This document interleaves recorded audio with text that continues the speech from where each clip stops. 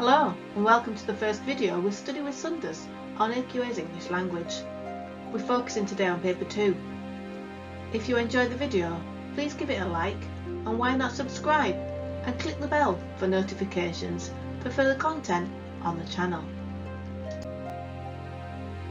This video will give you a paper overview, look at the text types on the paper, go through the assessment objectives and look at the foci for each question.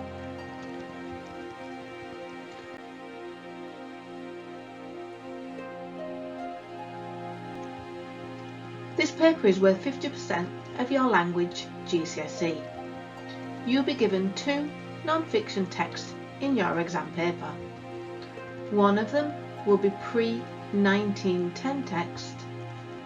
The paper will last for 1 hour and 45 minutes and you'll be expected to show both reading and writing skills. Here is an overview from the AQA specification if you want to pause the video and have a look more carefully. But let's move on and look at the text types that are in your insert.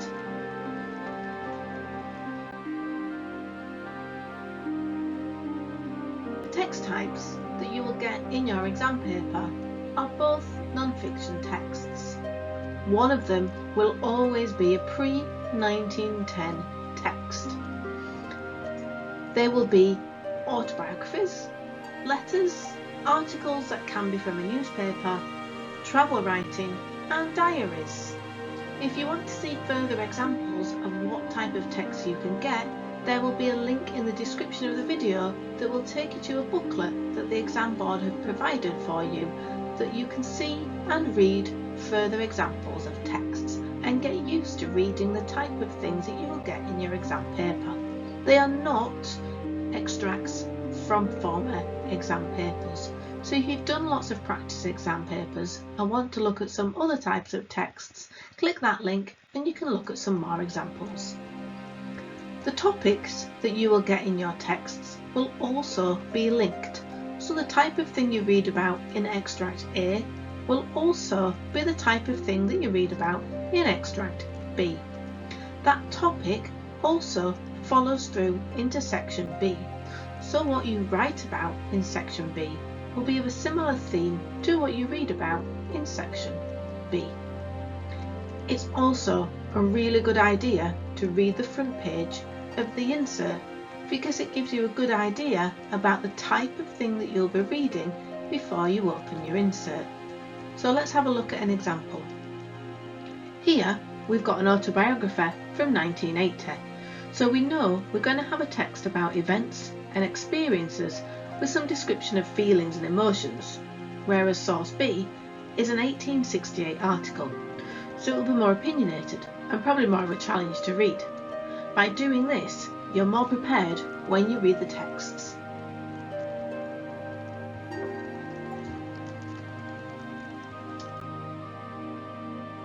Assessment objectives.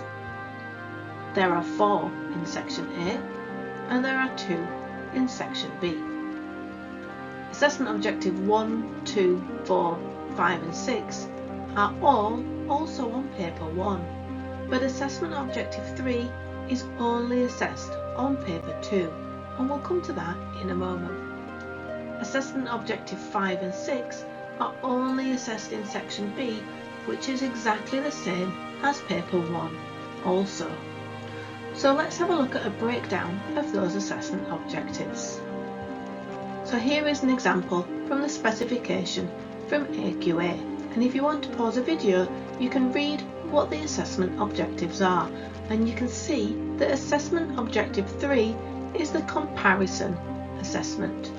So of course you're only going to be assessed on that on paper 2 because there are 2 texts, and there will be further videos coming out in the future on each question and assessment objectives so you know how to make sure you are achieving good marks on those assessment objectives.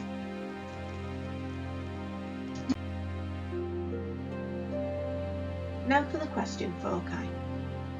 Question 1 requires you to select 4 true statements from 8 possible correct answers. there are a possible 4 marks available. Question 2 requires you to compare the content of both texts, and there are 8 available marks. Question 3 requires you to analyse a language in one of the texts, and there are 12 available marks. Question 4 requires you to compare the writer's viewpoints, feelings and experiences across both texts, including the methods that they use, and there are 16 available marks.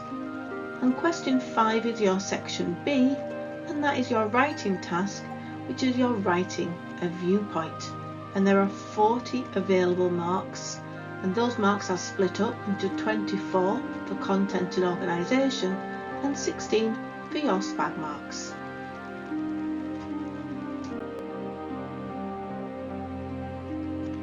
Coming up later on the channel, common mistakes, best approaches, sample answers and how to revise. If you've enjoyed this video, please give it a like and subscribe to the channel and click the bell for further notifications. Thanks very much and good luck in your exams. See you around Study with Sunders.